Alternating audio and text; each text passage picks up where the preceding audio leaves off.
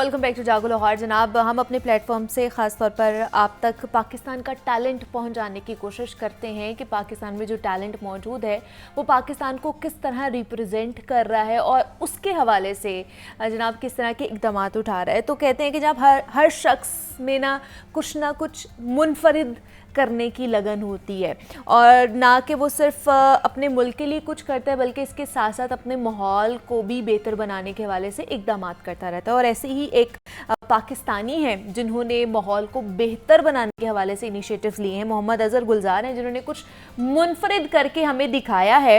और मोहम्मद अज़हर गुलजार के हवाले से कहा जाता है कि जनाब साइकिल पर उन्होंने कराची से पेशावर तक का सफ़र करने का फ़ैसला किया और इससे पहले भी वो 4 टूर कर चुके हैं।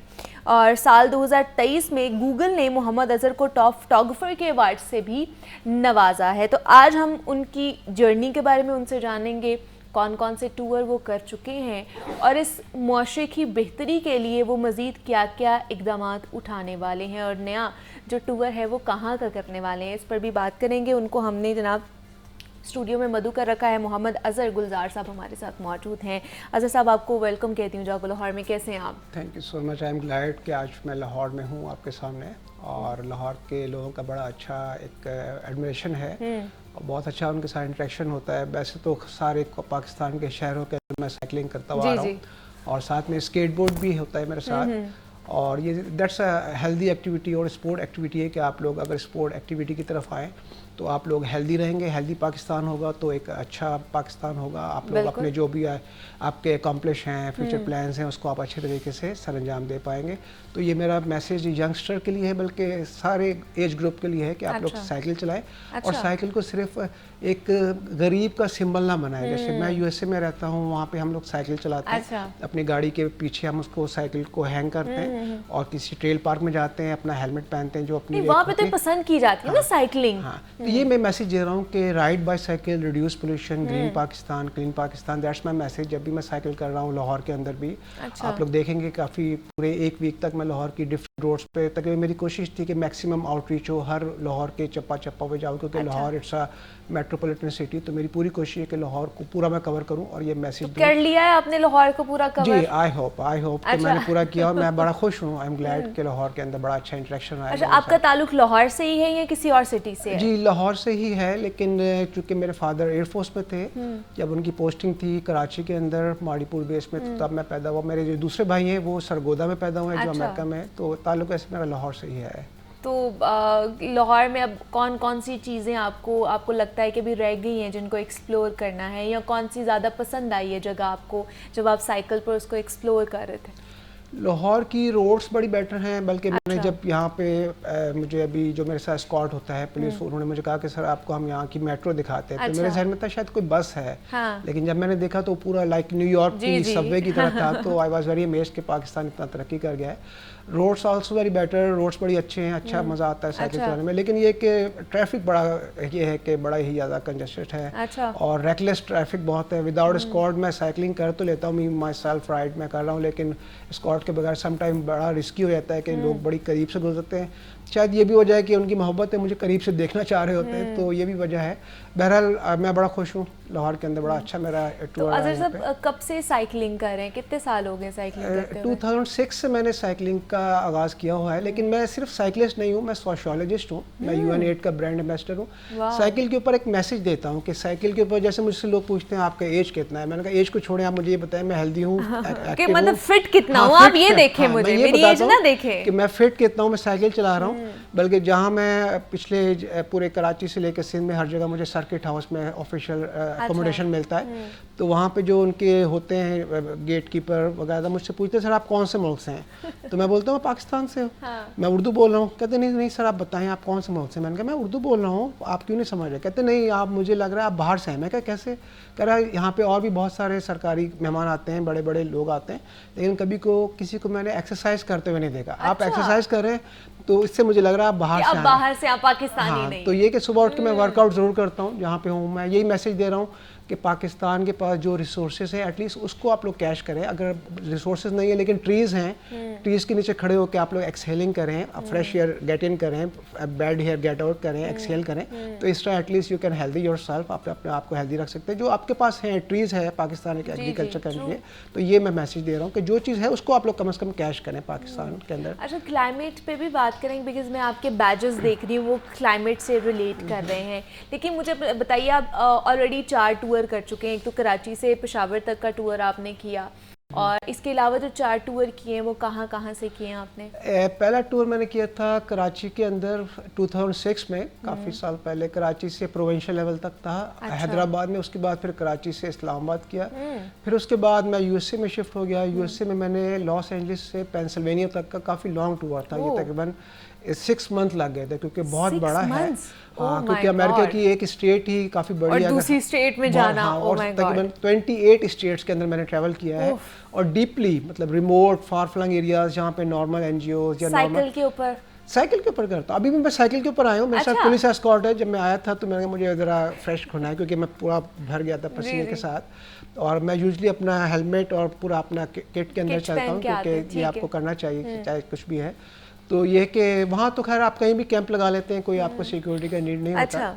रोड के साथ अभी भी मेरे पास बैकपैक है अपना जहाँ पे, लेकिन कराची में या पाकिस्तान में कहीं भी मुझे, क्योंकि गवर्नमेंट ने कहा नहीं आपको ये कि स्कॉट चाहिए होगा क्योंकि कुछ भी सिक्योरिटी का प्रॉब्लम है, तो मैंने उनसे यही कहा कि जब कमिश्नर कराची से मैं मिला था कि मैंने कहा सर आप स्कॉट की क्या ज़रूरत है, मैं बैकग्राउंड तो मेरा पाकिस्तान है, मैं पाकिस्तानी हूँ, आई एम बीइंग प्राउड के पाकिस्तानी हूँ मैं, बाद में कुछ और हूँ। तो कहते नहीं, किसी के साथ भी कुछ हो जाए तो अच्छा नहीं है, लेकिन अगर आपके साथ कुछ हो गया तो सबने मुझे कॉल करना है कि तुम अपने बंदे को प्रोटेक्ट नहीं कर पाए, तो इसलिए सिक्योरिटी का थोड़ा सा, बहरहाल मैं चल रहा हूँ सिक्योरिटी का, बहरहाल मुझे कोई नीड नहीं क्योंकि मैं हूँ बैकग्राउंड से पाकिस्तानी हूँ। ऐसे ही है, तो और लोगों का बड़ा अच्छा और वैसे भी हमारे पाकिस्तानी वेलकमिंग है, खासतौर पर लाहौरियों का जाता है दिल खोल के वेलकम करते हैं, बहुत हॉस्पिटेबल है, सब लोग मिलते हैं मेरे साथ। मैं बड़ा खुश हूँ कि पाकिस्तान के अंदर कर रहा हूँ, और अभी टूर मेरा और भी है, और भी जगहों पे जाना है, जो बाकी रिमेनिंग नॉर्दर्न एरियाज हैं वहाँ भी जाना है, क्योंकि मैं कराची में जो पहले मैंने टूर किया था, एक कराची, हैदराबाद, नवाबशाह सक्खर, दैट्स इट, लेकिन इस दफ़ा मैं डीप नगर पार्कर, थर पार्कर, ठट्टा, बदी, अभी भी आप पंजाब लाहौर आए हैं तो साइकिल पर आए हैं? साइकिल पर आए हैं, और अब मेरी ख्वाहिश है कि मैं लाहौर, ननकाना साहब, करतारपुर, डीपली लाहौर को भी पूरे पंजाब को मैं पूरा करूं।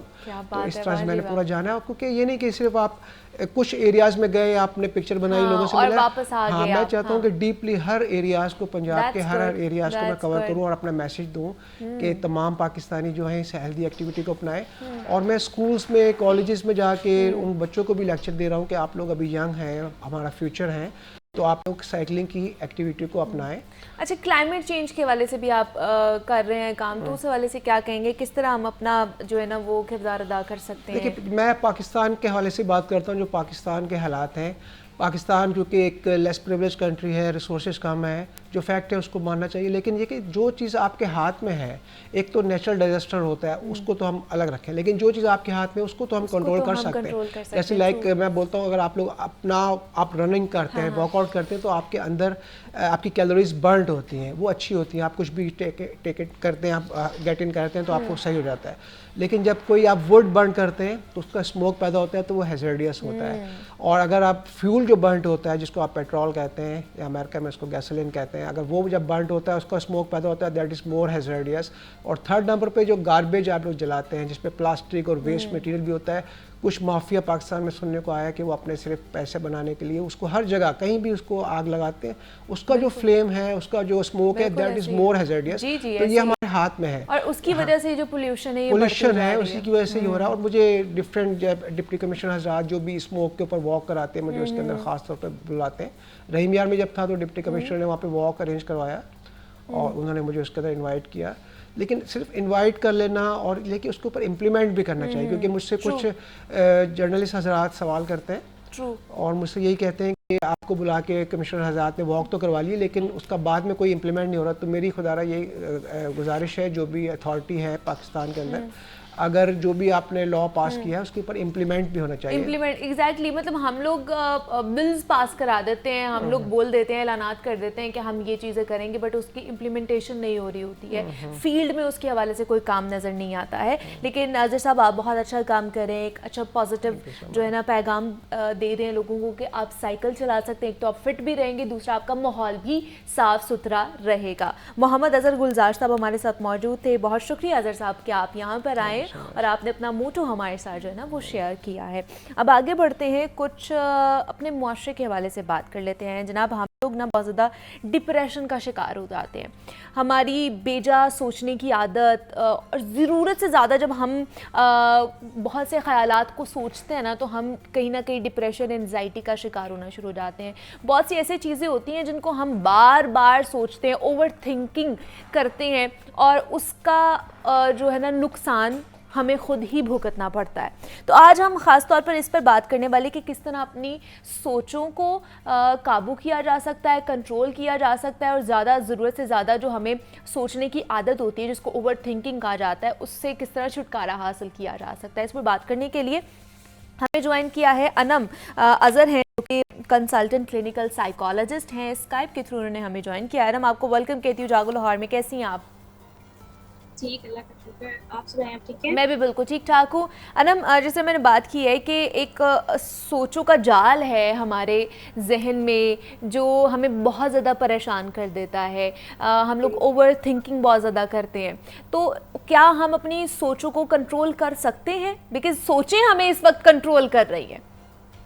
बिल्कुल ऐसे ही है। असल में ये हमारा कॉन्सेप्ट हो जाता है कि सोचें हमें कंट्रोल कर रही हैं। जैसे कि आपको पता ही है कि इंसान का everything that is like included जो साइकोलॉजी में है वो हमारे अपने अंडर है। लेकिन एट टाइम्स हमें सिचुएशन और माहौल की वजह से इतना ज़्यादा स्ट्रेस, इतनी ज़्यादा एंजाइटी हो जाती है कि हमें लगता है कि हमें वो चीज़ें कंट्रोल कर रही हैं जो एक्चुअली हमारे अंदर है। तो उसके लिए जो है हमारे पास एक मतलब एक इंटरवेंशन है जिसको हम साइकोलॉजिकल थेरेपी कहते हैं या फिर साइकोथेरेपी भी कहते हैं। तो वो दैट इज समथिंग कि जिससे आप जो है ना टॉक टू टॉक एक बंदे से, जैसे ग्रुप थेरेपीज होती हैं या पर्सन टू पर्सन टॉक होता है, आप उसके थ्रू अपने सोचों को कंट्रोल तो फ़ौरन नहीं कर सकते क्योंकि एक ऐसी चीज़ है जो ओवर द टाइम बिल्ड करती है। और ये काफ़ी सारे हमारे लाइफ के ट्रॉमास होते हैं, काफ़ी सारी एक ऐसी चीज़ें होती हैं जो हमारा टाइम गुजरता है तो वो बिल्ड होती जाती हैं। तो वो हैबिट्स और सोची वो चीज़ें हैं जो काफ़ी समझे हमारे अंदर जो है हमारे नेचर का पार्ट बन जाती हैं। तो ये इसको हम फ़ौरन से ख़त्म नहीं कर सकते, कंट्रोल कर सकते हैं। और वो भी ये होता है कि with the help of these kind of talks जिसको साइकोथेरेपी कहते हैं और रिवॉर्ड और पनिशमेंट थेरेपी, वो ये इन चीज़ों के थ्रू जो है हम मतलब अपनी सोचों को या हैबिट्स को कंट्रोल कर सकते हैं। वो भी time to time, not like exactly एकदम से हम इसको नहीं कर सकते बिकॉज हमारे अंदर बिल्ड करती है बिकॉज ऑफ सम ट्रॉमा। जैसे आपने बोला कि इसकी वजह से हमें डिप्रेशन हो जाता है या एंजाइटी हो जाती है। जी, लेकिन बहुत सारी इस तरह है कि सोचों को हम लोग जब कंट्रोल नहीं कर पाते ना तो हम मतलब साइकोलॉजिकली भी डिस्टर्ब होना शुरू हो जाते हैं, हम लोग अच्छा परफॉर्म नहीं कर पाते हैं, या फिर आप ये कह लें कि हम लोग वहमी बहुत ज़्यादा होना शुरू हो जाते हैं, इम्पल्सिव होना शुरू हो जाते हैं। बिकॉज़ हम लोग इतना ज़्यादा उस सोच के बारे में सोच लेते हैं, हर चीज़ अखज़ कर लेते हैं, इवन दो कि नताइज तक पहुंच जाते हैं। और कभी कभार हम इतना उस बारे में सोचते हैं कि वो नेगेटिव थॉट्स आना शुरू हो जाती हैं। तो इस सारे मामले में किस तरह बेहतर किया जा सकता है अपनी सोच को, या किस तरह डाइवर्ट किया जा सकता है उसको? असल में वही बात जैसे कि आपने बोला कि ये नेगेटिव हमारी उसमें चेंज हो जाती है। असल में हम इंसान जो है इसके अंदर ना बहुत सारी एनर्जीज है। तो जब हम इस तरह की सोचें या किसी ट्रॉमा के अगेंस्ट हमारे अंदर कोई इस टाइप की सोचें बिल्ड होने लगती हैं तो समझो हमारे अंदर ना नेगेटिव एनर्जी पैदा कर देती है। तो असल में क्या चीज़ होती है कि हमें उस टाइम पे ऐसी समझ नहीं आ रही होती कि, और अगर हम अपना प्लेस या अपना एनवायरनमेंट मतलब अपना ये चीज़ें चेंज नहीं करते तो हमारी वो जो एनर्जी है वो इंस्टोर करती जाती है हमारे अंदर बॉडी में। तो हम उसको क्या करते हैं, जब सही तरह चैनल नहीं कर सकते तो जो एनर्जी है, जो पार्टिकल्स है वो अंदर हमारे बढ़ते जाते हैं। और एक्चुअली साइंटिफिक भी है ये, मतलब कोई पैरानॉर्मल चीज़ नहीं है कि अगर जब तक हम इसको सही तरह चैनल नहीं करेंगे, इस एनर्जी को वेस्ट नहीं करेंगे, तो वो जो है एनर्जी हमारी बॉडी से बाहर निकलने लगती है, हमारी सराउंडिंग में फैलती जाती है। जितना ज़्यादा समझिए हमारी सराउंडिंग में जो लोग भी है ना उनको भी जो है वो डिप्रेस कर देगी, एंजाइटी में ले आएगी। अगर तो हम उसको एक्सरसाइज के थ्रू बाहर वेस्ट कर देते हैं उस एनर्जी को जो हमारी सोचे हैं। अब आप ये मतलब कंसिडर कर रहे होंगे कि जो सोचे हैं उसका फिजिकल रिलेशन से मतलब क्या ताल्लुक है, लेकिन वो ये है एक्चुअली कि अगर हम इन सोचों को, इस एंजाइटी को, इस डिप्रेशन को अगर वेस्ट नहीं करेंगे तो हमारे अंदर एनर्जी बन के बैठ जाएगी और वो एनर्जी पार्टिकल्स हमारी अच्छा, जिस तरह मैंने ना वहम की बात की है कि हम बहुत ज़्यादा वहमी हो जाते हैं जब हम बहुत ज़्यादा सोचें जब हमारे दिमाग में चल रही होती है, तो हम वहम से किस तरह बच सकते हैं? इसकी कोई रेमेडी हमें बताएं। वहम से देखिए वो भी इसी तरह से ही बचा जा सकता है। वहम जो है इट्स लाइक पैरानोया, मतलब आप समझे कि वो भी उसके पीछे भी ट्रॉमास होते हैं हमारे। तो वो भी साइकोथेरेपी जिसको हम कहते हैं, हमारी बहुत फेमस इंटरवेंशन है जिसको टॉक टू टॉक थेरेपी कहते हैं, पर्सन टू पर्सन। तो ये होता है कि हम we can talk to a person और उसका कैथारसिस कर सकते हैं। हालांकि ये वैसे देखा जाए तो इतना कंसिडर नहीं होता कि हाँ बातचीत करने से ऐसा क्या हो जाएगा, लेकिन ये होता है कि जब एक बंदे से आप मतलब बात करते रहते हैं और उसके साथ रीजनिंग करते रहते हैं, तो जो इतना टाइम उसके अंदर इतना गुबार बिल्ड हो चुका होता है ना ट्रॉमास की वजह से, जिसको आप बेशक पैरानोया कह लें, डिप्रेशन कह लें, वो गुबार आहिस्ता आहिस्ता मतलब बार बार बात करने से, साइकोथेरेपी से वो ये होता है कि वो मतलब मिनिमाइज होता जाता है। आप उसको ना कंट्रोल कर सकते हैं ना, फौरन जल्दी से नहीं, यस, लेकिन आहिस्ता आहिस्ता आप उसको थोड़ा काम डाउन कर सकते हैं। तो ये होता है कि आप जैसे कि आपने पैरानोया बोला और फोबिया भी एक पार्ट है इसका, तो ऐसे में हम क्या करते हैं, जिन चीज़ों से हमें पैरानोया है या फोबिया है, हम उन चीज़ों को उस बंदे के सामने ले आते हैं और उसको इंटरैक्ट करने से फौरन जाहिर बात है वो डिस्टर्ब तो होगा, लेकिन आहिस्ता आहिस्ता क्या होता है वो एक्सेप्ट करने लग जाता है कि हाँ ये यूज्ड टू हो जाता है ना उस चीज़ से, उस सिचुएशन से, और उसको कोप अप करने की कोशिश करना शुरू कर देता है। अनम अजहर हमारे साथ मौजूद थी, साइकोलॉजिस्ट थी। अनम, आपका बेहद शुक्रिया कि आपने हमारे लिए टाइम निकाला। इसी नोट पर एक छोटी सी ब्रेक लेते हैं और मिलते हैं इस ब्रेक के बाद।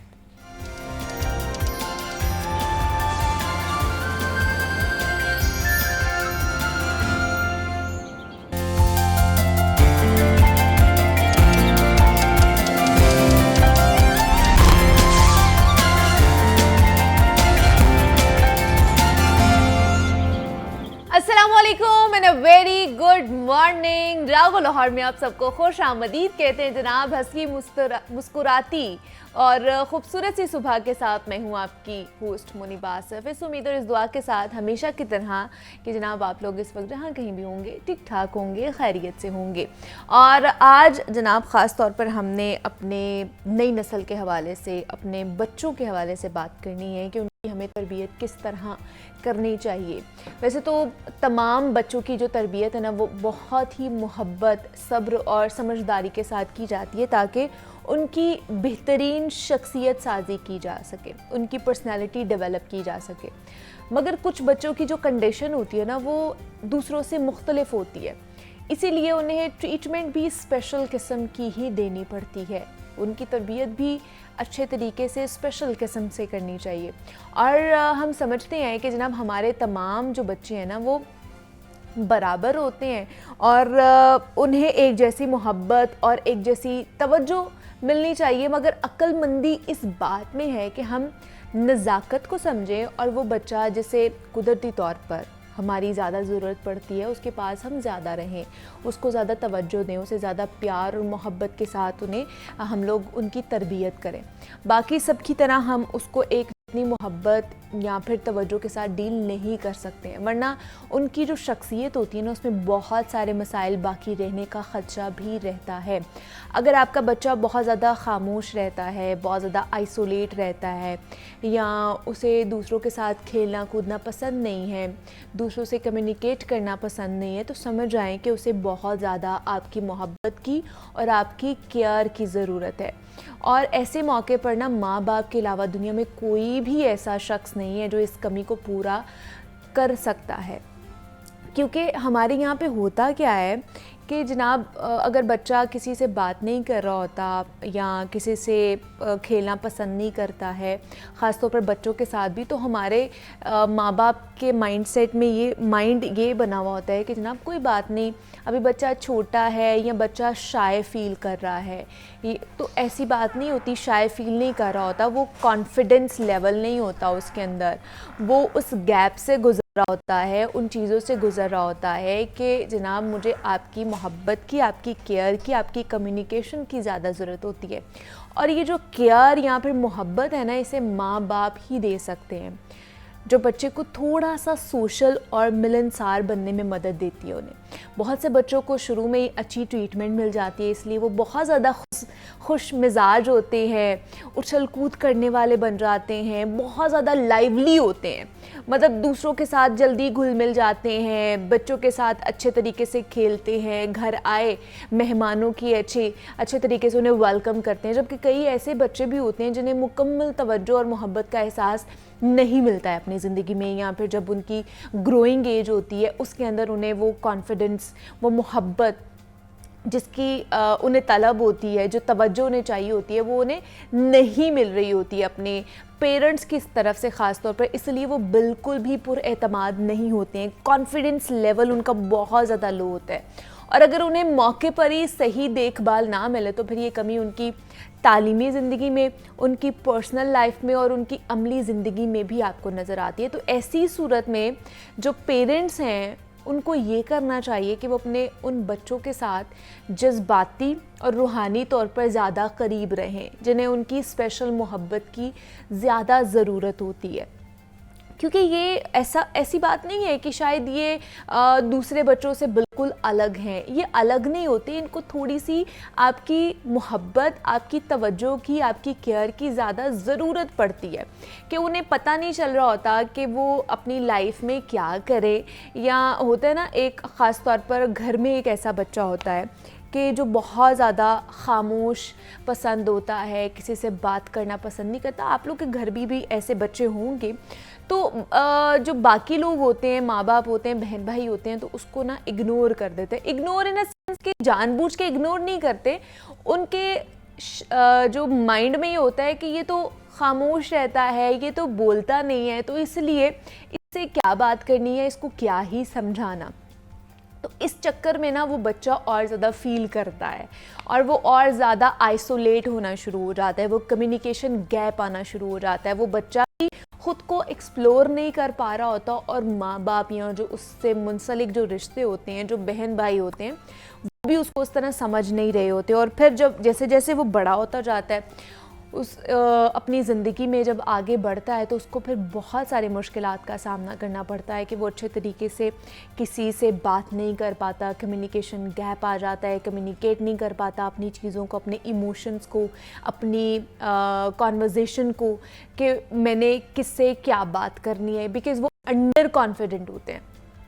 हमें अपने बच्चों को अंडर कॉन्फिडेंट नहीं करना है, हमें उन्हें कॉन्फिडेंट करना है, हमें उनके अंदर एतमाद पैदा करना है, भरोसा पैदा करना है कि नहीं, आप हर चीज़ कर सकते हैं। और ये तभी शुरू होती है जब आप उनकी तरबियत कर रहे होते हैं, जब आप उनके साथ कम्युनिकेट करते हैं, बात करते हैं, उन्हें मोहब्बत देते हैं, उनकी केयर करते हैं, उनकी बात सुनते हैं और उसको समझने की कोशिश करते हैं। हमारे यहाँ पे क्या होता है कि हम किसी की बात सुन रहे होते हैं और सिर्फ सुन रहे होते हैं, उसको समझते नहीं है। वो हमारे एक कान में जाती है और दूसरे कान से बाहर निकल आती है।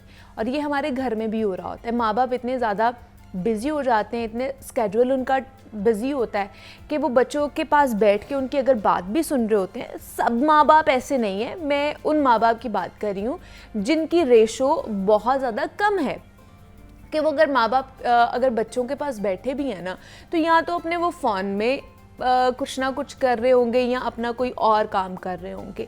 तो बच्चे जो भी उनसे बात कर रहे होते हैं तो वो उसको अच्छे तरीके से समझ नहीं पाते हैं।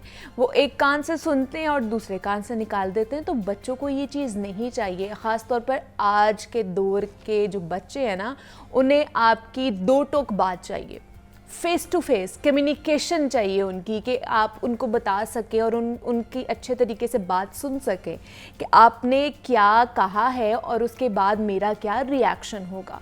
वो दौर चला गया कि हम घंटों बैठ के सामने बातें कर रहे होते थे और माँ बाप कहते थे अच्छा ठीक है, ओके ओके ओके। अब नहीं बच्चे ही कहते, बच्चे कहते हैं हमें सोल्यूशन बताएं इसका, हमें बताएं कि हमें करना क्या है। तो इसलिए उन बच्चों का ख़ास तौर पर आप लोगों ने ध्यान रखना है जो आपको लगते हैं कि आपके घर में बहुत ज़्यादा खामोश रहते हैं, बहुत ज़्यादा आइसोलेट हो गए हुए हैं और लोगों से घुलना मिलना उन्हें पसंद नहीं है। उनके ऊपर ज़्यादा तवज्जो देने की ज़रूरत है। तो ये आज का पैगाम था। अभी आगे बढ़ते हैं, कुछ बच्चों के हवाले से बात कर लेते हैं। सुबह तो हमने बात की बच्चों की तरबियत के हवाले से, लेकिन अब हमने बात करनी है कि बच्चों की अगर अच्छी अफजाइश और उनकी नशोनुमा आपने करनी है ना, तो उसके लिए अच्छी ग़िज़ा को अहमियत हासिल है, जिसका बच्चों की सेहत पर एक लंबे अरसे तक असर भी रहता है। बच्चा जैसे जैसे बड़ा होने लगता है ना, तो उम्र के साथ साथ उनकी ग़िज़ा में भी तब्दीली आती रहती है, लेकिन अक्सर माएँ ये परेशान होती हैं कि जनाब उनके जो बच्चे हैं वो ठीक से नहीं खाते पीते हैं, या जो खाते हैं वो उन्हें नहीं खाना चाहिए, जो उनकी सेहत के लिए बेहतर नहीं है। मतलब बच्चे जो ज़्यादा वो प्रोसेस्ड फूड की तरफ होते हैं, बाहर के जंक फूड खाते हैं, घर का जो टेबल फूड होता है वो नहीं खाते हैं, उसकी तरफ नहीं जाते हैं। वो बहुत ज़्यादा नखरा करते हैं और कहते हैं जी हमने नहीं खाना। फिर माएँ जो होती हैं वो फिर घर में बर्गर्स बना के दे रही होती हैं, बाकी चीज़ें बना कर दे रही होती हैं, या फिर जो हमारे घर रेडी टू ईट जिनको हम फ्राई करके, जिनके नगेट्स आ जाते हैं, बाकी चीज़ आती है, वो भी हम उनको बच्चों को खिला रहे होते हैं, जिनको प्रोसेस्ड फूड होता है। दूसरा, अगर दूध की तरफ आ जाए, जो कहा जाता है कि मुकम्मल ग़िज़ा है बच्चों के लिए ख़ास तौर पर कि दूध पिलाना चाहिए, लेकिन दूध में भी हम उन्हें जनाब जो है ना डब्बे वाला दूध पिला रहे होते हैं, पाउडर मिल्क दे रहे होते हैं, फिर फ्लेवर्ड मिल्क बहुत ज़्यादा आगे में हमें वो भी दे रहे होते हैं। तो बच्चों की इम्यूनिटी के लिए कौन कौन सी ऐसी ग़िज़ाएँ होनी चाहिए जो उनकी इम्यूनिटी को बढ़ाए, उनकी ग्रोइंग एज में उनकी मदद करे, उनकी जो हड्डियां हैं वो भी मजबूत होती जाएं। और क्योंकि अब सर्दियां हैं, तो सर्दियों में बच्चों को कौन सी ऐसी डाइट्स देनी चाहिए जिनसे उनकी इम्यूनिटी बूस्ट अप हो।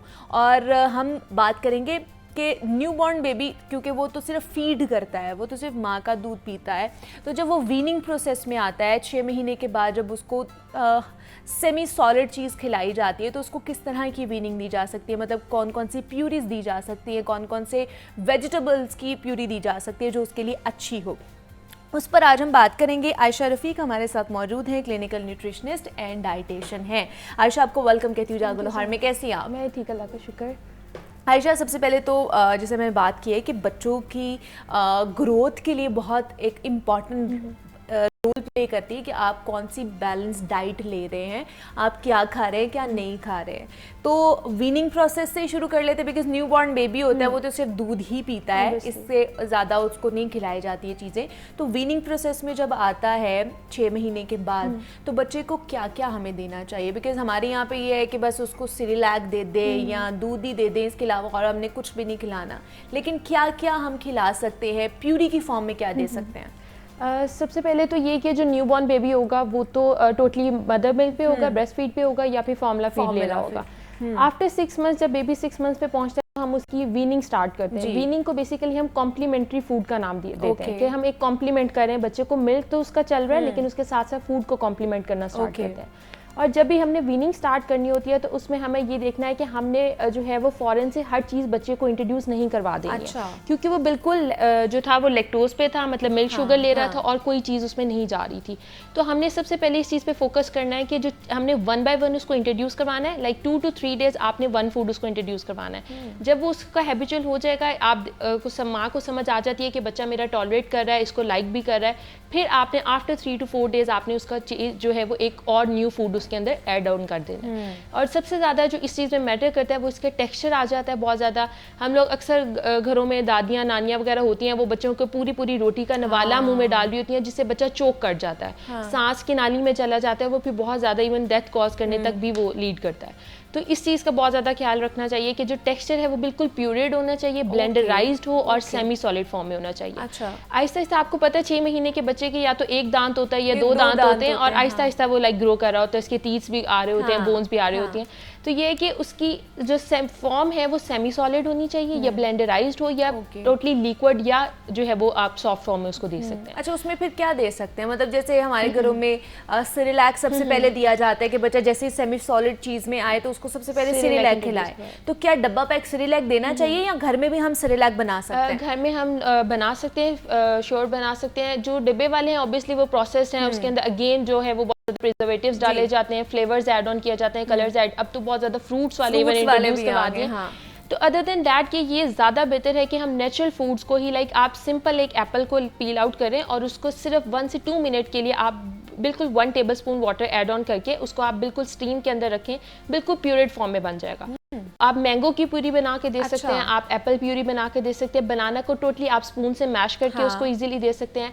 अगेन आप उसके बाद अगर हम वेजिटेबल्स की बात करें, जैसे आजकल गाजर है, मटर है, ब्रोकली है, ये कद्दू हो गया, ये जुकीनी वगैरह, इन सब को हम स्टीम करके और उसको बिल्कुल ब्लेंडराइज मैश करके, इवन अच्छा। जब आप स्टार्ट करें तो आप अक्सर घरों में ब्लेंडर होता ही है, ठीक है, आप मैशर या ब्लेंडर, इवन आप हाथ वाले मैशर से भी उसको मैश करके वेजिटेबल की स्टीम करें, आप स्टीम उसको? करें, जिससे ओके। उसकी जो टेक्सचर है वो मजीद सॉफ्ट हो जाएगा, ओके। बच्चे को स्वेलो करने में इजी हो जाएगा। उसके बाद आप उसको मैश करें, प्रॉपर ग्राइंड करके आप ओके। उसको जो है वो इंट्रोड्यूस करवा सकते हैं। वेजिटेबल की प्यूरीज भी दे सकते हैं और फ्रूट और प्यूरीज भी दे फ्रूट्स सकते की हैं। भी प्यूरी दे सकते हैं।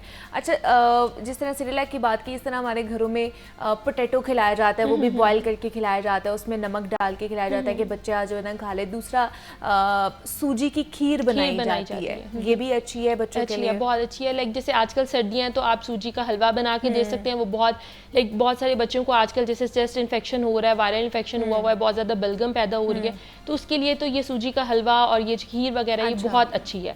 और एक और मिस्टेक जो हम लोग करते हैं, जब बच्चे की वीनिंग स्टार्ट करते हैं तो हम बेसिकली वीट इंट्रोड्यूस करवा देते हैं, गंदुम, जो कि हम सबसे बड़ी मिस्टेक कर रहे होते हैं। जब भी मदर्स के लिए बहुत ज़्यादा ज़रूरी है कि जब भी आपने अपने बच्चे की वीनिंग स्टार्ट करनी है तो उसमें आपने चावलों से इंट्रोड्यूस करवाना है, क्योंकि बहुत सारे पाकिस्तान में बहुत ज़्यादा केसेस अब ये हो रहे हैं कि जो है वो ग्लूकोज इंटॉलरेंट होते हैं, ग्लैक्टोज इंटॉलरेंट है कि मतलब वो जो उसके अंदर शुगर होती है गंदम के अंदर, वो उसको डाइजेस्ट नहीं कर पाते, लेकिन माँ उस चीज़ को समझ नहीं पा रही होती, बच्चे को डायरिया हो रहा है, वॉमिटिंग हो रही है, फीवर हो रहा है, वो सारा बेसिकली उसकी एलर्जिक रिएक्शन हो रहा होता है। तो जब भी आपने इंट्रोड्यूस करना है, एक तो राइस से स्टार्ट करना है और दूसरा ये कि आपने 1 बाय 1 इंट्रोड्यूस करवाना है। आपने देखते जाना है कि 2 से 3 दिन मेरे बच्चे ने ये खाया है, वो इस पे सूट उसको कर गया, अब आप उसको नई चीज़ इंट्रोड्यूस करवा दें। इस तरह से मदर्स के लिए ईजी हो जाता है कि उनको समझ आ जाती है कि ये बच्चा मेरा टॉलरेट कर रहा है इस फूड को और इस फूड को वो टॉलरेट नहीं कर रहा है, कोई ना कोई एलर्जिक रिएक्शन आ रहा है या जीआई डिस्टर्ब हो रहा है उसका, तो वो ईजी हो जाता है उनके लिए। अच्छा, क्या 1 बाय 1 इंट्रोड्यूस 1 बाय 1 जो है ना वो करके। अच्छा, सागुदाना की खीर भी कहते हैं कि बहुत अच्छी है बच्चों उसका के तो लिए। बहुत ज़्यादा उसके अंदर कैल्शियम बहुत ज़्यादा इनरिच्ड ओके। होता है और दूसरा फाइबर बहुत ज़्यादा इनरिच्ड है। लेकिन सबसे बड़ी मिस्टेक जो हम लोग एज अ मदर अपने घरों में कर रहे होते हैं वो ये है कि एक तो बच्चों की जो डाइट होती है उसमें ना तो कोई चीनी की जगह है और ना कोई नमक की जगह। लेकिन सबसे बड़ी मिस्टेक हम ये कर रहे होते हैं कि चीज़ बिल्कुल ठीक बना रहे हैं, लेकिन एट द एंड उसके अंदर 2-3 चम्मच जो है वो चीनी ऐड ऑन कर देते हैं, या कोई नमकीन चीज़ तो उसके अंदर नमक ऐड कर देते हैं।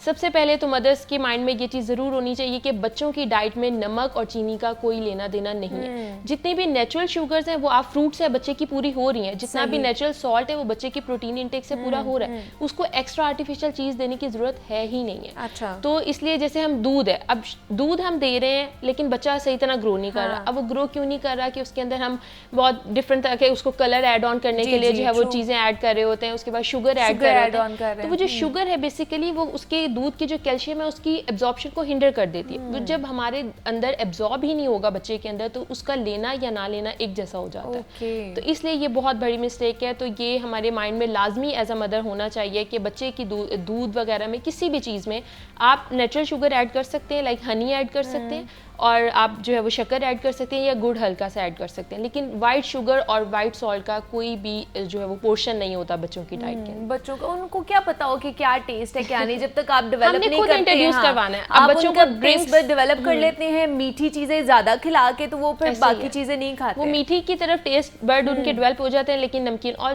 दूसरी चीज़ जो हम वीनिंग स्टार्ट करते हुए हमारे माइंड में होनी चाहिए कि हमने जब भी वीनिंग स्टार्ट करनी है तो वो नमकीन चीज़ से स्टार्ट करनी है। अच्छा, मीठी चीज़ से स्टार्ट नहीं करनी। हम क्या करते हैं कि वो खुद मीठी चीज़ इंट्रोड्यूस करवा के फिर कहते हैं कि मेरा बच्चा कैंडीज बहुत खाता है, चॉकलेट बहुत खाता है। हमने खुद उसका जो स्वीटनेस वाला टेस्ट बर्ड है वो सबसे पहले खुद डेवलप करवाया, उसने तो नहीं इंट्रोड्यूस करवाया। तो ये मदर्स की बेसिकली नॉलेज की बात है कि उनको नॉलेज होना चाहिए कि हमारे बच्चों को क्या चीज़ पहले इंट्रोड्यूस करवानी है और क्या चीज़ बाद में इंट्रोड्यूस करवानी है। अच्छा, ये तो चले आयशा वीनिंग प्रोसेस हो गया कि बच्चों को क्या खिलाना है क्या नहीं खिलाना।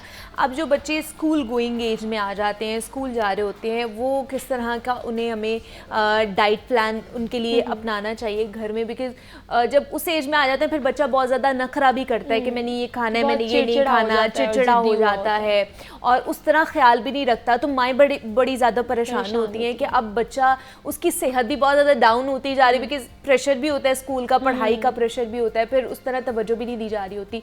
तो उस एरा में बच्चों को क्या क्या खिलाना चाहिए जो उनकी न्यूट्रिशन वैल्यू जो है उसकी बढ़े?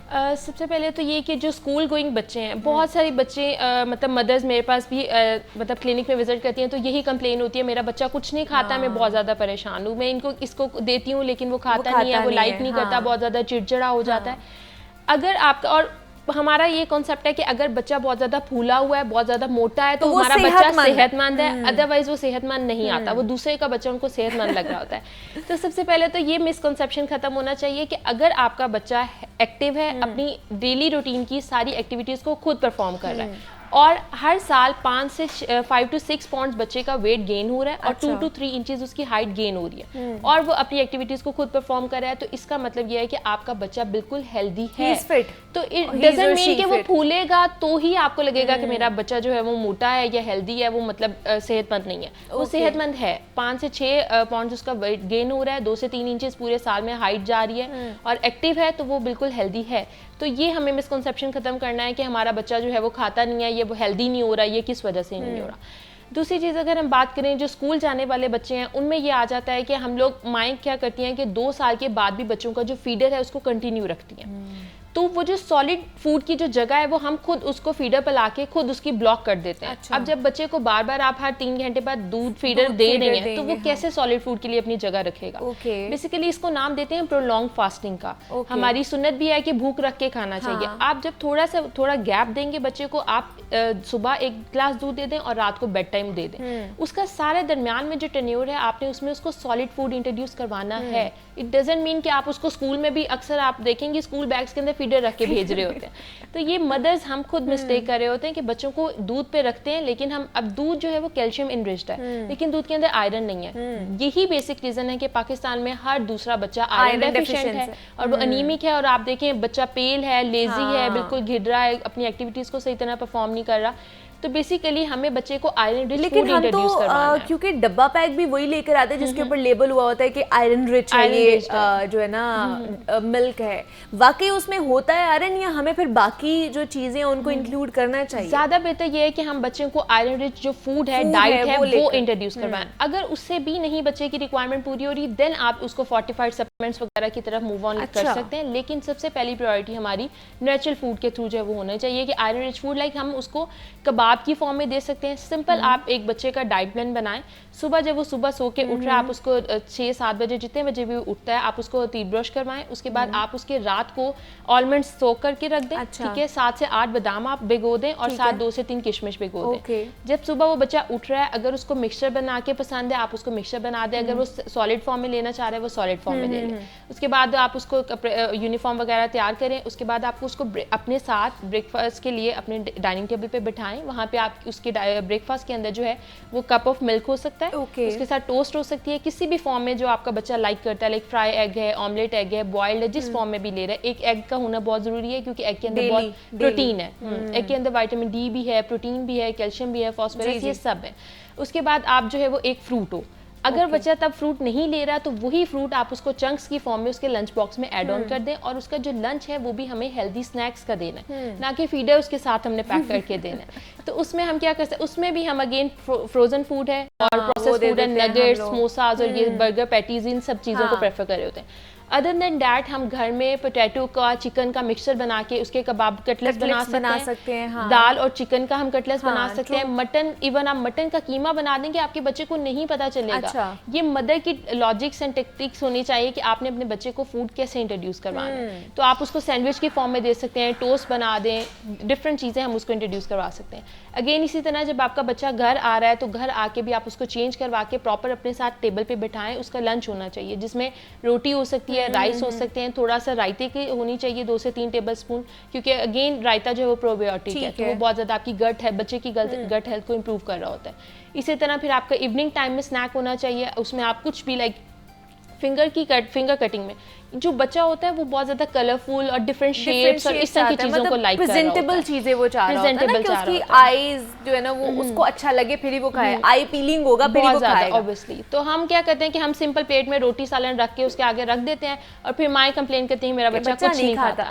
हमें यहाँ पे थोड़ी सी मदर्स को जो है वो थोड़ा वर्कआउट करना पड़ता है कि हमें उनके लिए थोड़ा सा डिफरेंट करना है, लाइक थोड़ा कलरफुल बनाना है, डिफरेंट शेप्स में उसको प्रेजेंटेबल चीज को बनाना है, तो वो बच्चा खुद ब खुद ले लेता है। और अगेन जो दूध है वो फिर रात का बेड टाइम 1 ग्लास है। तो दूध जो स्कूल जाने वाले बच्चे हैं उनकी पूरी डाइट में 2 ग्लास दूध इनफ है, इससे ज्यादा दूध नहीं होना चाहिए। डेली ये देने हैं और एक जो है ना अंडा आपने डेली खिलाने और फ्रूट का सर्विंग लाजमी होनी चाहिए। फ्रूट आजकल जो फ्रूट्स आए हैं उनमें से कौन से फ्रूट सबसे ज्यादा तो अगेन जो अनार है आजकल बहुत अच्छा आए हुए हैं, तो उसमें अगेन जो है वो आयरन बहुत ज्यादा एनरिच्ड होता है, तो जितने भी अनीमिक बच्चे हैं नहीं भी हैं तो उनके लिए अनार बहुत ज्यादा मुफीद है। इसी तरह से आजकल जो है ये ग्रेप फ्रूट हमारे पास आया हुआ है, वो बहुत ज्यादा बेटर है, वो सिट्रिक फ्रूट में आ जाता है। अभी आगे जैसे मौसमी और ऑरेंज वगैरह है वो आते जाएंगे, वो बहुत अच्छे हैं। इसी तरह से हमारे पास जो है ये फ्रूट है टोमेटो शेप में जो जापानी फल है हमारे पास, वो बहुत बेस्ट है।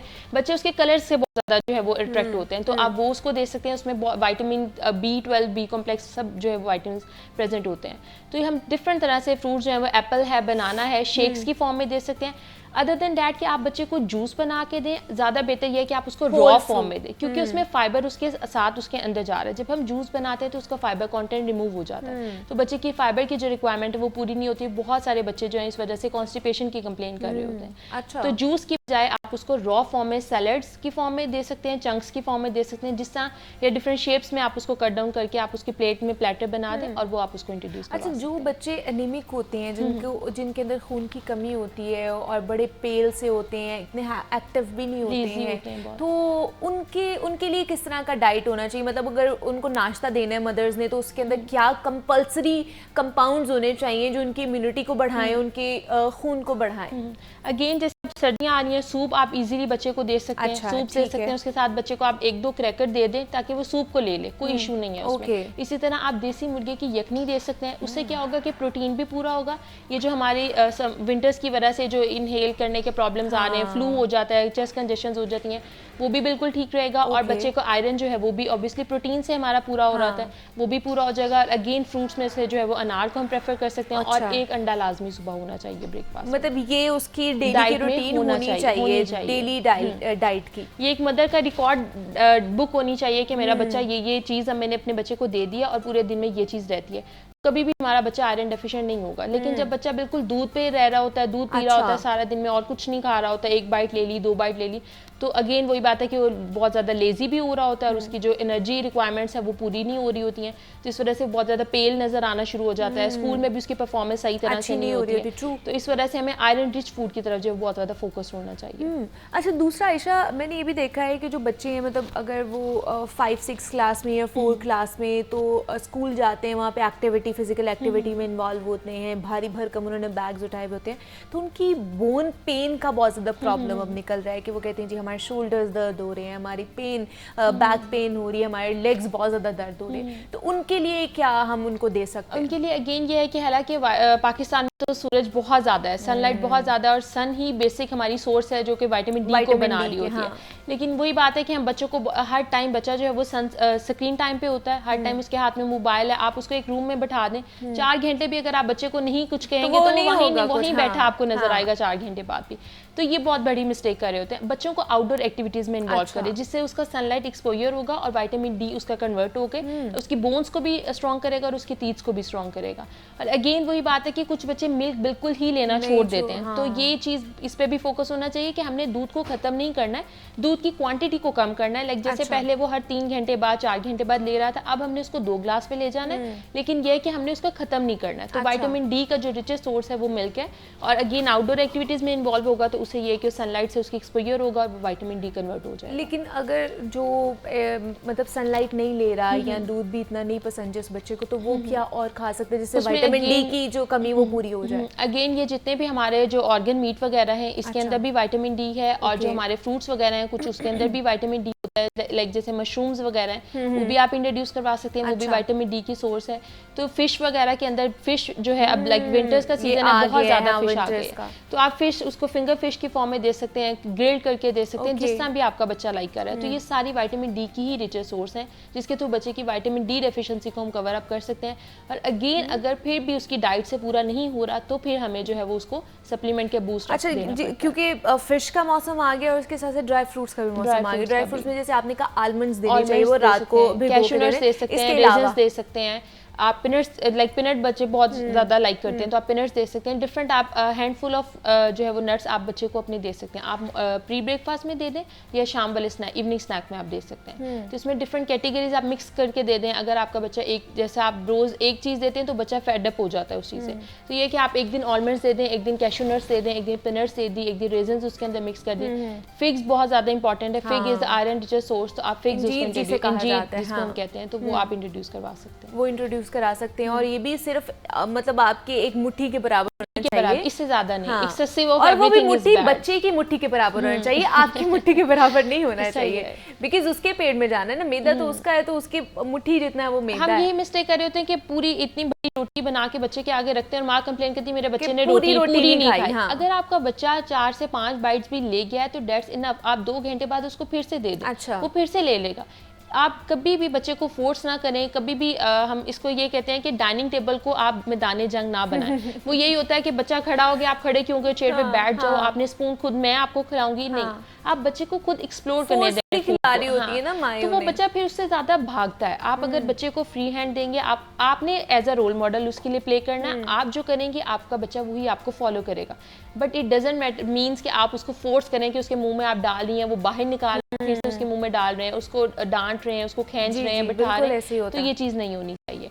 ये कुछ बच्चे लाइक पिकी ईटर्स होते हैं, तो उनके लिए यही टेक्निक्स हैं कि आप उनको एज अ रोल मॉडल आप खुद से उनके लिए करें, और दूसरा ये कि उनके साथ आप बिल्कुल उसको इनकरेज करें कि आप इसका टेस्ट बहुत अच्छा है, आप एक बाइट लेके देखो, इंट्रोड्यूस करके देखो इसका कलर किस तरह का है, आप टेस्ट करके बताओ इज इट शुगरी या सॉल्टी, किस तरह का फ्लेवर दे रहा है, तो आप बच्चे के साथ इन्वॉल्व हों खुद। इसी तरह से आप अगर ग्रॉसरी करने जा रहे हैं तो अपने बच्चों को साथ लेके जाएं, ताकि उसको नो हाउ हो कि क्या चीज़ हेल्दी है और क्या चीज़ अनहेल्दी है, क्योंकि फूड चॉइसेस बहुत ज़्यादा मैटर करती हैं कि हम अनहेल्दी जब चूज़ कर रहे हैं, ग्रॉसरी में ही घर पे चीज़ें गलत आ रही हैं तो फिर ऑब्वियसली किचन में भी गलत चीज़ें, अनहेल्दी चीज़ें ही कुक्ड होंगी। तो ग्रॉसरी में बच्चों को लेके जाएं, होम गार्डनिंग आप बच्चों को करवाएं, होम गार्डनिंग में बच्चों को इन्वॉल्व करें, ताकि बच्चे को पता हो कि ये चीज़ कैसे ग्रो करिए, वो खुद ब खुद उसका इंटरेस्ट डेवलप हो जाएगा। इसी तरह आप कुकिंग में बच्चों को इन्वॉल्व कर सकते हैं, स्टोव के आगे ना लेके जाएं, चूल्हे के आगे, लेकिन यह है कि आप उसको हेल्प ले सकते हैं, लाइक आप मुझे एप्पल दे दो या मुझे यहाँ से स्पून पकड़ा दो, तो ऐसे उसका जो है वो फूड के साथ इंटरेक्शन बहुत ज़्यादा हो जाता है और वो पॉजिटिव एसोसिएशन उसकी डेवलप होती है फूड के साथ, तो बहुत ईजिली वो अपना फूड कंज्यूम करना शुरू करते हैं। जैसे आप कह रही है कि हमारे टेबल जो होता है, डाइनिंग टेबल होता है, वो मैदान जंग बना हुआ होता है, माएँ ज़ोर ज़ोर से मतलब उनको डांट के खिला रही होती हैं और बच्चे नहीं खा रहे होते हैं, लेकिन कुछ ऐसे बच्चे होते हैं जो कहते हैं जी हमारे सामने फ़ोन होगा, टैबलेट होगा तभी हम खाएंगे, तो क्या वो अच्छा एक एक्टिविटी है, ये अच्छा तरीका है उन्हें खिलाने का, ये वो उनकी बिल्कुल भी जो है ना वो पर्सनैलिटी को जो डिस्ट्रॉय कर रहा है? इसमें अगेन ये बात आ जाती है, इसको हम नाम देते हैं माइंडफुल ईटिंग का। अब जब बच्चे का माइंड ही डाइवर्ट है, वो उसका स्क्रीन टाइम के अंदर मतलब उसकी गेम चल रही है, उसका माइंड बिल्कुल उधर है, उसको नहीं पता वो क्या खा रहा है, कितनी बाइट्स लेनी है, कितना फूड ले लिया, कितना पोर्शन हो गया, कितना रह गया, तो ये बिल्कुल भी माइंडफुल ईटिंग नहीं है। अब बच्चे के हाथ में फ़ोन कौन देता है? हम मदर्स खुद देते हैं मतलब कि हमने अपना काम करना है तो ये आप फ़ोन पकड़ो, आप बैठो, मैं ज़रा अपना काम कराती हूँ। नहीं, आप उसको प्यार से समझाएं, आप उसे कहें कि मैं आपके साथ बैठ के खाती हूँ, हम इंजॉय करते हैं फूड को। अगेन वही बात है कि हम जब बच्चा फ़ोन की तरफ उसकी तवज्जो होती है तो वो उसको नहीं पता, वो स्वेलो कर जाता है, वो उसको अदर देन डैट कि उसको प्रॉपर्ली च्यू करे, वो स्वेलो करते हैं, जिसकी वजह से बहुत ज़्यादा डाइजेशन के इशूज़ आ रहे होते हैं। लेकिन हम फिगर आउट नहीं कर पा रहे होते कि बच्चे में क्या इशू आ रहा है, हम सही खाना खिला रहे हैं लेकिन बच्चे को GI प्रॉब्लम्स आ रही हैं, तो बेसिकली ये माइंडफुल ईटिंग नहीं हो रही होती। तो माइंडफुल ईटिंग बहुत ज़्यादा ज़रूरी है। तो उसमें यह है कि आप स्क्रीन को बिल्कुल अलहदा कर दें और बच्चे के साथ डाइनिंग टेबल पे बैठ के प्रॉपर एक बहुत पीसफुल सा एनवायरनमेंट देखा है कि जब बच्चे स्क्रीन का ज़्यादा इस्तेमाल करते हैं, खासतौर पर खाना खाते वक्त, तो वो इतना स्लो हो जाते हैं कि वो चू करना भी भूल जाते हैं, वो उनकी तवज्जो इतनी ज़्यादा स्क्रीन के ऊपर होती है और माएँ घंटा घंटा 2-2 घंटा वहाँ बैठी रहती है और उन्हें खाना खिला रही होती है। तो इसलिए स्क्रीन जो है ना उसको एक अलग टाइम दें और बच्चे के खाने को अलग टाइम पे ही रखें। हमारे साथ आयशा रफ़ीक क्लिनिकल न्यूट्रिशनिस्ट मौजूद थी। आयशा, बहुत शुक्रिया आपके वक्त का कि आप यहाँ पर आई और बड़ी अच्छी टिप्स दे के जा रही हैं हमें बच्चों के हवाले से कि उनकी ग्रोइंग एज में उन्हें किस तरह की डाइट देनी चाहिए। यहाँ पे एक छोटी सी ब्रेक लेते हैं, मिलते हैं इस ब्रेक के बाद।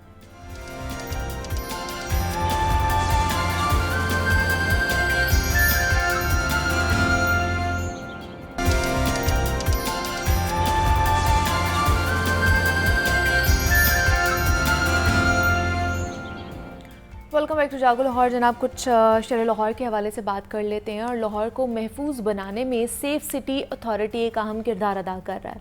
चोरी, डकैती या दहशत गर्दी की रोकथाम के लिए सेफ सिटी अथॉरिटी ने इदारों की सपोर्ट में एक कलीदी किरदार भी अदा किया। और कोई भी इदारा हो, इसके अच्छे या फिर बुरे मामलात भी होते हैं और इसमें वक्त गुजरने के साथ साथ बेहतरी की गुंजाइश भी मौजूद होती है। और सेफ सिटी बिलाशुबा एक बेहतरीन इदारा भी है और पूरे लाहौर को एक कमरे से मॉनिटर किया जाना बड़ा ही ज़बरदस्त इक़दाम भी है। कुछ ख़बरें भी मीडिया में ज़ेरे गर्दिश आती हैं कि जनाब 3000 के करीब जो कैमरे हैं सेफ सिटी के, वो ख़राब पड़े हैं। और सेफ सिटीज़ अथॉरिटी को दीगर अदारों के लिए कैसे एक रोड मॉडल बनाया जा सकता है। टोटल कितने कैमराज हैं जो शहर लाहौर को जो है वो कैप्चर कर रहे हैं, मॉनिटर कर रहे हैं, कितने कैमराज ख़राब पड़े हैं जिनको मेंटेनेंस की ज़रूरत है, और मज़ीद किस तरह के इनिशिएटिव्स उठाए जा रहे हैं सेफ सिटी की हवाले से। और दूसरा कि जनाब किन किन इदारों के साथ सेफ सिटी मुंसलिक है, इंटरैक्ट कर रही है, ये कोलैबोरेशन कर रही है, इस हवाले से भी हम जानेंगे। एमडी सेफ सिटी अथॉरिटी हमारे साथ मौजूद हैं मोहम्मद कामरान खान साहब। सर, आपको वेलकम कहती हूँ जागो लाहौर में। कैसे हैं आप? जी अल्हम्दुलिल्लाह, थैंक यू। कामरान साहब, सबसे पहले तो मुझे बताइए कितने टोटल कैमराज हैं सेफ सिटी के जो पूरे लाहौर को मॉनिटर कर रहे हैं? जी, जो इस प्रोजेक्ट में 2016 में प्रोजेक्ट की इम्प्लीमेंटेशन शुरू हुई थी, जिस प्रोजेक्ट में तकरीबन 7500 कैमरे हैं। और जैसे आपने कहा कि कुछ कैमरे इसके ख़राब भी हैं, उसमें जो हमारा बैनुल अक़वामी कंपनी थी जिसके साथ ये मुआहिदा हुआ और जिसने प्रोजेक्ट को चलाना था 5 साल, उनसे रिपीटेडली बता चुका हूँ, कुछ हुए थे, इश्यूज़ बने थे जिसकी वजह से वो बैकआउट कर गए थे। उनको हम वापस लाने में कामयाब हुए और उसमें बड़ी अचीवमेंट ये थी कि जब डॉलर 300 का चला गया था तब भी हमने उनको डॉलर 104 रुपये पे काम करने पे तैयार किया है। अच्छा, और आज भी और अगले साल फरवरी तक उनका कॉन्ट्रैक्ट है, तब तक वो डॉलर 104 के रेट पर ही काम करेंगे। और इस हवाले से हमने काफ़ी सारी जो पैसे वो मुतालबा करते थे, कुछ 30-40 मिलियन डॉलर का मुतालबा करते थे, वो सारा उनसे मनवाया, वेव ऑफ करवाया। अब वो कंपनी वापस आ गई है जी। कंपनी ने सामान शिप कर लिया है, लाहौर में हमारे पास पहुंच गया है। नवंबर के आखिर अर्ली दिसंबर तक का टाइम है, जिसमें उन्होंने टाइमलाइंस उनकी थोड़ी सी पीछे थी, कुछ लेट हो गया, कुछ इक्विपमेंट नया आया, क्योंकि ये प्रोजेक्ट लगा हुआ था 2016 में। जी। उस वक्त की बहुत सारी चीज़ें थी, end of service, end of manufacture हो चुकी थी, नए मॉडल्स मंगाए, वो कुछ कंपैटिबिलिटी के इशू हुए। फाइनली एक्सपेरिमेंट करके, टेस्ट करके, अब उनका जो लेटेस्ट इक्विपमेंट है वो यहाँ पे आ गया हुआ है और आजकल उसकी इंस्टॉलेशन हो रही है। अगले 1 महीने में इंशाल्लाह उन्होंने वादा किया है कि मज़ीद 2000 कैमरे जो हैं वो इंस्टॉल कर दिए जाएंगे, लगे हुए हैं। उनको जो उनका इक्विपमेंट मिसिंग था या ख़राब हो गया था, वो रिप्लेस हो जाएगा और वापस रिस्टोर हो जाएंगे। और फरवरी तक उनको है कि उन्होंने पूरा जितना सिस्टम हमने लगाया था या उन्होंने लगाया था उसको पूरा रिस्टोर करके हमें। जिस तरह आप कह रहे हैं कि टोटल जो लाहौर में कैमरास की तादाद है वो 7500 है, तो वो क्या सारे ही वर्किंग कर रहे हैं? जिस तरह मैंने बात की है कि गर्दिशें खबरें कर रही हैं कि जनाब 3000 के करीब जो है वो कैमरास खराब पड़े। बिल्कुल ठीक है, ऐसे ही 3000 कैमरास खराब पड़े, इसके बाद 4500 जो कैमरास वो इस वक्त वर्किंग में है। उसमें से मैंने बताया जैसे दिसंबर के शुरू तक उन्होंने वादा किया है, नवंबर के आखिर या दिसंबर के पहले हफ्ते तक वो मजीद 2000 इसमें कैमरे ऐड कर देंगे। बाकी जो तकरीबन गैप 1000 का रह जाएगा वो फरवरी तक उन्होंने 100% हमें करके हैंड ओवर करना है। अब बात यह कि इस प्रोसेस के दौरान जब हम उनसे इंगेज रहे, सेटलमेंट करते रहे, फिर वो बहुत सारे मराहल में जो सरकार के हैं उसमें से गुजर के वो फाइनली अप्रूव होके आया। इस दौरान में 3 गवर्नमेंट्स चेंज हो गई, जहाँ से अप्रूवल मिलते मिलते हमें अप्रूवल मिली फाइनली, और मुआहिदा जो उनसे हुआ था उस पर इम्प्लीमेंटेशन शुरू हुई। इस दौरान में हम ऐसे नहीं बैठे रहे, हमने इस कमी को इस तरह पूरा किया कि हमने जो हमारे कैमरे और अथॉरिटीज़ के लगे हुए थे, मेट्रो के लगे हुए हैं 650 कैमरे, वो सिस्टम हमने ऐड कर लिए। रिंग रोड के हमारे पास कैमरे लगे हुए हैं 100 से ज़्यादा, हमने वो कैमरे ऐड कर लिए। डिफेंस हाउसिंग अथॉरिटी के कैमरे लगे हुए हैं, वो हमने सिस्टम में ऐड कर लिए। इस वक्त हमारा प्रोसेस चल रहा है, ऑरेंज लाइन का 1600 कैमरे हैं वो ऐड हो रहे हैं।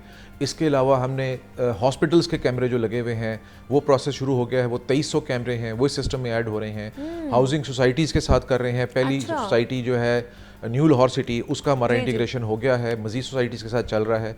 और यहीं भी बात नहीं रुकी, ये तकरीबन कोई 1000 से ज़्यादा कैमरे तो हमने इस तरह सिस्टम में ऐड कर ली कि जहाँ हमारा कैमरा नहीं था, हमने इन कैमरों से हेल्प लेके वो कमी को पूरा किया, और पुलिस को, लॉ एनफोर्समेंट एजेंसीज को जो एविडेंस चाहिए था वो इधर से निकाल के दिया। जहाँ हमारा कैमरा था हमारे से सपोर्ट मिली, जहाँ दूसरा कैमरा मिला उससे मिला के। अभी भी कोई ऐसी जगह है लाहौर की जहाँ पे अब आपका कैमरा नहीं मौजूद और वहाँ पे लगाने की जरूरत है? जी, ये जो कैमरे लगे थे ये 2015 में सर्वे हुए थे, लाहौर पुलिस ने आइडेंटिफाई किए थे, इसमें सेफ सिटी का रोल नहीं था। लाहौर पुलिस ने कि जहाँ जहाँ हमें जरूरत है, जहाँ पे जराइम ज्यादा होते हैं, मिनॉरिटीज की इबादत गाहें हैं, वीआईपी मूवमेंट्स हैं और अहम इमारतें हैं, उन जगहों को कवर किया गया था।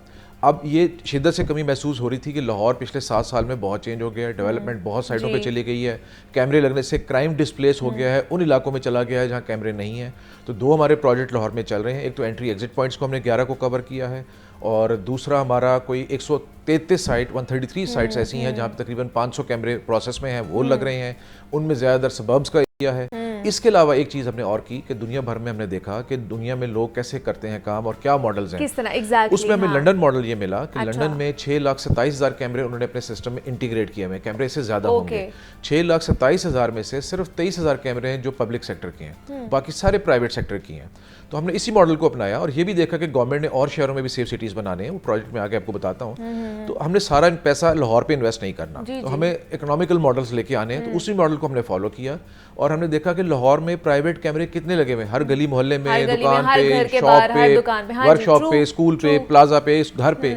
तो अब तक हम लाहौर के 12 लाख से ज़्यादा कैमरे मैप कर चुके हैं गली मोहल्लों में। अच्छा, 12 लाख कैमरे हैं। फिर इसको हमने पंजाब में रेप्लिकेट किया और पंजाब में पूरे 24 लाख कैमरे हम मैप कर चुके हैं। हर जिले का हमारे पास मतलब अब आप सिर्फ पब्लिक कैमरास नहीं बल्कि जो प्राइवेट कैमरास उनकी भी मॉनिटरिंग आपके अंडर आने वाली है, अभी आएगी। फेज 1 में हमने मैप आने वाली है, अभी आई नहीं। हमने गवर्नमेंट को प्रपोजल दिया हुआ है कि इसको फेज में 5-5, 10-10 हज़ार करके इसको अंडर। अच्छा चलिए, ये तो बात होगी कि अच्छा इनिशिएटिव है कि कोलैबोरेशन अगर करेंगे और प्राइवेट कैमरास भी आ जाएंगे तो शायद जो क्राइम रेट है जिसके बारे में मैं पूछने लगी हूँ वो शायद कम हो जाए, कि हर चप्पे चप्पे में अगर एक कैमरा होगा तो उसमें स्ट्रीट क्राइम्स में भी कमी आएगी। दूसरा हमने ये भी देखा था कि 2017 में, याद है क्योंकि 2016 में बनी थी ये अथॉरिटी, 2017 में बॉम्ब ब्लास्ट हुआ था मॉल रोड पर और कुछ ही घंटे के बाद सेफ सिटी कैमरास की मदद की वजह से वो जो दहशतगर्द था वो पकड़ा गया था और बड़ा अच्छा एक मैसेज गया था पूरी दुनिया में कि हमने एक जो हमने अथॉरिटी बनाई है उसका हमने कितना अच्छा इस्तेमाल किया है और वो हमारे काम आई है। तो क्या आपको नहीं लगता कि वो चीज़ें अब भी होनी चाहिए, बिकॉज अब क्राइम रेट बहुत ज़्यादा बढ़ता जा रहा है और लाहौर शहर में भी बहुत ज़्यादा बढ़ता जा रहा है और कैमराज हमारे ख़राब हैं। अब हमें डर लगता है कि शायद कराची वाला सीन यहाँ पर ना हो जाए। नहीं, अल्लाह ना करे जी, यहाँ पे सूरत हाल बहुत बेहतर है। जब ये सेंटर बना था तो लाहौर का कुछ 350-400 दुनिया के बड़े शहरों का एक डेली बेसिस पे कुछ इंटरनेशनल ऑर्गेनाइजेशंस हैं, वो परसेप्शन जो है पब्लिक का उसमें क्राइम इंडेक्स करती हैं। लाहौर उस वक्त 131वें नंबर पे था, एक दुनिया का सबसे बड़ा शहर था और लाहौर 131वें नंबर पे था 350 शहरों में से, यानी कि इतना नीचे था। वक्त के साथ साथ जो हमने कैमरों से दिया है, लाहौर पुलिस ने एफर्ट की है और जो उसमें उसका फ़र्क ये पड़ा है कि हम 275 पे चले गए हैं इम्प्रूव करते हुए, और इंटरनेशनल परसेप्शन इसमें हमारा कोई रोल नहीं, उनका क्या क्राइटेरिया किस बेसिस पे करते हैं। दूसरी बड़ी बात यह कि क्राइम इंडेक्स हमारा आज भी 39-40% के करीब है और दुनिया के बेतहाशा ऐसे बड़े शहर हैं जो टॉप 20 सिटीज़ को भी ले लें जिनमें कैमरे लाखों में लगे हुए हैं, लेकिन उनका क्राइम इंडेक्स इससे भी ज़्यादा है। तो ये इस बात का सबूत है कि जो पिछले 3-4 साल में हालात रहे हैं इकोनॉमी के, कोविड के बाद से सिचुएशन है, अनएम्प्लॉयमेंट है, महंगाई आई है, उसके बाद दुनिया भर के शहरों का क्राइम बहुत स्काई रॉकेट हुआ है। पाकिस्तान के मुख्तलिफ शहरों में हुआ है। लाहौर में जिस पेस पे क्राइम को बढ़ना चाहिए था उस पेस पे सिर्फ इस वजह से कि टेक्नोलॉजी की मदद थी, कैमरों का था, तो क्राइम बढ़ा ज़रूर है लेकिन उस रफ्तार से नहीं बढ़ा। तो ये टेक्नोलॉजी की एक बहुत बड़ी सपोर्ट है इस बात का कि अगर आप टेक्नोलॉजी में कैमरों को करें। फिर दूसरी बात ये कि हम लाहौर को सिर्फ 7,500 कैमरों से कवर कर रहे हैं। लाहौर के साइज के जितने दुनिया भर में सेफ सिटी बने हुए हैं वहाँ लाखों में कैमरे हैं। अभी हमने बहुत इस पर काम करना है और यही मॉडल है जो प्राइवेट कैमरों को इंटीग्रेट करें। अब देखें 12 लाख लाहौर के हैं, उसमें से 1 लाख भी हमने और इंटीग्रेट कर लिया। अगर 7,500 के साथ हम लाहौर में होने वाली तमाम दहशतगर्दी के वाकयात को यहाँ से ट्रेस कर सकते हैं या प्रिवेंट कर सकते हैं, तो जब 1 लाख कैमरा हमारे पास हो जाएगा फिर अब क्राइम की जिस तरह आपने कहा तो कंट्रोल बहुत बेहतर हो जाएगा ये। अच्छा, दूसरा मैं इस खबर के बारे में कंफर्म नहीं है, मुझे इन्फॉर्मेशन, मेरी कंफर्मेशन में नहीं है ये चीज़, लेकिन मुझे बताइएगा, कहा यह जाता है कि जो सेफ सिटी कैमराज लगे हुए होते हैं उनके पीछे कोई पुश बटन होती है, जो पॉइंट्स होते हैं उसके नीचे कोई पुश बटन होता है जो 15 पे कॉल डायरेक्ट चली जाती, वाकई ऐसा है? बिकॉज मुझे कंफर्मेशन नहीं है, कैमरों में नहीं है जी, कुछ पोल्स हैं हमारे। अच्छा, पोल्स हैं क्योंकि कुछ, कैमरे लगे हुए ऊंचे पोल पे। हाँ। तो ऐसे पॉइंट्स हैं जहाँ पे को पब्लिक को एक्सेस की जरूरत हो। इशू ये आता था कि अब खुदा ना खास्ता को हादसा हो गया, लोग देख रहे हैं, हमारे कल्चर में लोग डर के मारे बताते नहीं है कि कल को पुलिस गवाही के लिए बुलाएगी, मैंने अपने मोबाइल कर दिया तो मेरे मोबाइल पे वापस रब्ता करेंगे, तो लोग डरते हैं, लोग करते हैं अभी बितला उसके बावजूद को वाकई अपने आंखों के सामने देख लें। लेकिन हमने वो कुछ पोल्स पे जहाँ अनारकली बाजार के बाहर, इचरे की तरफ, लिबर्टी के बाहर, जहाँ ऐसे पब्लिक प्लेसेस हैं, कॉलेजेस के बाहर, वहाँ पे ये पैनिक बटन्स लगे हुए हैं। अच्छा। तो आप सिर्फ बटन दबाएंगे तो हमारे सेंटर से जैसे 15 पे कॉल करते हैं इसी तरह रब्ता हो जाएगा। अब आपको शनाख्त बताने की जरूरत भी नहीं है, ठीक है। तो वो आपको बैठे बिठाए वो एक सहूलत वहाँ पे मिल गई है कि आपको डर खौफ है कि मुझे कल को पुलिस ना बुलाए, आप सिर्फ बताएं। उसका फायदा ये होगा चूंकि वहाँ पे हमारा कैमरा भी लगा हुआ है, तो जैसे ही हमें पता लगेगा कि इस कैमरे में कोई चीज़ पब्लिक ने दी है तो उस कैमरे से हम फौरी तौर पर मॉनिटरिंग इसकी शुरू कर सकते हैं। अदरवाइज वो अपने एक सिस्टम के हिसाब से ऑटो पे चल रहे होते हैं। तो ये बहुत बड़ी सहूलत है। अच्छा, तो मतलब इसके बारे में लोगों को इल्म है या नहीं है? गाहे बगाहे हम करते रहते हैं जी, आगाही मुहिम हमारा। अगर सोशल मीडिया पे लोग जाके देखें तो हमारा सोशल मीडिया, फेसबुक, यूट्यूब, बाकी चैनल जो है, ट्विटर वगैरह बहुत एक्टिव हैं। ये सारी आगाही मुहिम हम चलाते हैं, पब्लिक को बताते भी हैं और पब्लिक इसका फ़ायदा भी उठाती है। लेकिन जो सबसे खतरनाक बात है और अफसोसनाक बात यह है कि इसका मिसयूज बहुत होता है, लोग तंग करते हैं। इसका भी मिसयूज होता है, शरारत करेंगे। मतलब कॉल पे तो चले मिसयूज कर ही लेते हैं, कॉल पे से तो पकड़े जाने का डर है, हेल्पलाइन पे इस पे भी मिसयूज कर रहे हैं। कॉल पे तो पकड़े जाने का डर है, इस पे तो पकड़े जाने का भी डर कोई नहीं है। किसने की है, बटन दबाएं, एंगेज करें, गलत करें। तो ये एक अनफॉर्चुनेट है। 15 पे जैसे पहले भी मैं बताता रहा हूँ कि 15 पे 80-90% उसमें भी एक हमने बड़ी इंटरवेंशन की है जी। उसमें 15 पे हमारे पास डेली 60 से 70 हज़ार कॉल पूरे पंजाब की आती थी। 60 से 70 हज़ार में 90% कॉल जो है वो प्रैंक कॉल्स होती थी, फेक कॉल्स, फेक कॉल या जिनका कोई ताल्लुक नहीं है कि इमरजेंसी। बेसिकली ये नंबर है इमरजेंसी में है, आपको पुलिस की, एम्बुलेंस की, फायर ब्रिगेड की हेल्प चाहिए, फौरी आप रब्ता करें, ट्रैफिक पुलिस की हेल्प चाहिए। लोग बिला वजह तंग करने के लिए, गप्पे मारने के लिए, शरारतें करने के लिए बच्चों को फोन दे देते हैं। बच्चों को सबसे ज्यादा बच्चों को पता नहीं क्या बात करनी है। तो जब हमने ये एनालिसिस किया तो फिर हमने इसमें एक छोटी सी इंटरवेंशन की है। अच्छा। एक IVR रिकॉर्डिंग चला दी है कि अगर आपने पुलिस से फौरी मदद लेनी है तो 1 दबाएं, और आपने कोई मुशावरत करनी है, कोई मशवरा करना है कि मेरे लाइसेंस कैसे बनवाना है, या मेरा बच्चे का एज इतनी हो गई है, लर्नर लाइसेंस कैसे बनेगा, कहाँ बनेगा, कोई भी मशवरा करना है तो उसके लिए 2 दबाएं। वो अब बच्चों को इन चीज़ों का उस तरह नहीं पता या मेंटल हेल्थ के इश्यूज का, तो सडनली 80% हमारी प्रैंक कॉल उससे कम हो गई हैं। और उससे इतना बड़ा एक स्ट्रेस जो हमारे जो ऑफिसर जिनको कॉलों को ले रहे होते थे उन पर स्ट्रेस होता था कि कॉलें आ रही हैं, मिस हो रही हैं, पब्लिक का ग्रेवेंस होता था कि जी कॉल सुनी नहीं गई। तो काफ़ी उसमें सर्विस डिलीवरी में हमारी इस सिर्फ एक छोटी सी इंटरवेंशन से बहुत बेहतरी आई है। चले, ये तो एक अच्छी बात है कि इनिशिएटिव ये अच्छा जा रहा है। अच्छा, दूसरा, जैसे हमने पहले भी आप जब आए थे शो में तो हमने वुमेन सेफ्टी ऐप के हवाले से बात की थी, वो बड़ा अच्छा इनिशिएटिव था आप लोगों के लिए, तो उसका फीडबैक कैसा आया है आपको? बहुत अच्छा जी। वो सिर्फ पंजाब में उसका पूरा दायराकार है। उसके बाद हमसे KP पुलिस ने बनवाई है। अच्छा। KP में वो रेप्लिकेट की है हमने, बलोचिस्तान पुलिस ने हमसे बनवाई है, बलोचिस्तान सूबे में वो रेप्लिकेट की गई है। 3 सूबों में एप्लीकेशन चल रही है। अच्छा। उनके नंबर्स के साथ उधर चल रही है। ठीक है। आज कोई नया इंस्टॉल करेगा तो इंस्टॉल करने पर उसको ऑप्शन आ जाएगी कि आपने पंजाब में इंस्टॉल करनी है, KP में करनी है, बलोचिस्तान में, तो अकॉर्डिंगली वो वाला वर्जन उसके पास इंस्टॉल हो जाएगा। इस वक्त तक 3,14,000 से ज्यादा खवातीन एज ऑफ टुडे इसको इंस्टॉल यूज कर चुकी हैं। और कंप्लेन आती है इसके थ्रू आपको? बहुत ज्यादा जी आती हैं। शुरू में तो हमें बहुत ज्यादा इसमें वही चैलेंज रहा, 90% वाला, खवातीन टेस्ट कर रही हैं, यहाँ पे है, मैं देख रही थी रात को, आप रिस्पॉन्ड करते हैं कि नहीं करते, चैट पे कैसे करते हैं, इसमें बहुत सारे ऐसे फीचर हैं। इसको पैकेज हमने बना दिया था एक्चुअली कि चैट पे भी आप रिस्पॉन्ड करते हैं कि नहीं करते, चैट पे भी है। बुनियादी मकसद इसका यही था कि अगर आप 15 पे कॉल करें तो आपके कोऑर्डिनेट्स नहीं आते। मैं लाहौर में फिरूं, सारी उम्र यहीं पे पला बड़ा हूँ, तो मुझे भी बाज़ कई स्ट्रीट्स का या एग्जैक्ट नहीं पता होगा, बीइंग इवन पुलिस ऑफिसर की ये जो एग्जैक्ट रोड है या किस पुलिस स्टेशन में फॉल करती है। खवातीन से चीज़ें एक्सपेक्ट करना बड़ा मुश्किल था, वो अपनी लोकेशन नहीं बता पाती थी। तो इसके जरिए उनकी लोकेशन आ जाती है। तो हमें फौरी पता लग जाता है खातून कहाँ खड़ी है, तो अगला फिर रिस्पांस टाइम इजी हो जाता है। अच्छा, तो आप लोगों का कितना रिस्पांस टाइम है अगर कोई आपको इधर कंप्लेन करता है तो? किन आवर्स में हो रहा है, रश आवर्स में है, किस एरिया में हो रहा है। अगर तो डॉल्फिन नजदीक तरीन है तो डॉल्फिन सबसे फास्टेस्ट रिस्पॉन्डर है, हमारे फर्स्ट रिस्पॉन्डर है। उसे बनाया भी इसलिए गया है ना कि वो चप्पे चप्पे में जाके करे। हाँ, अब उनकी बीट्स हैं, अगर उनकी बीट से निकल के कहीं है या वो ऑलरेडी किसी और सीरियस उसमें कॉल पे पहले बिजी हैं, तो फिर किसी दूसरे वाले को कॉल करना है। किसी पीलू की गाड़ी दूसरे नंबर पे है, वो भी कहीं बिजी है, क्योंकि एक ही एरिया में हो सकते हैं एक वक्त में एक से ज़्यादा कॉलें आई हुई हो, उनकी सेंसिटिविटी ज़्यादा हो तो पहले वहाँ रिस्पॉन्ड कर रहे हो। फिर थाने की गाड़ी को, तो अगर थाने की गाड़ी ज़ाहिर निकलेगी उसको ज़्यादा टाइम लगेगा, कार पहुंचेगी, मोटरसाइकिल उससे रश आवर में और भी जल्दी पहुंच जाएगी।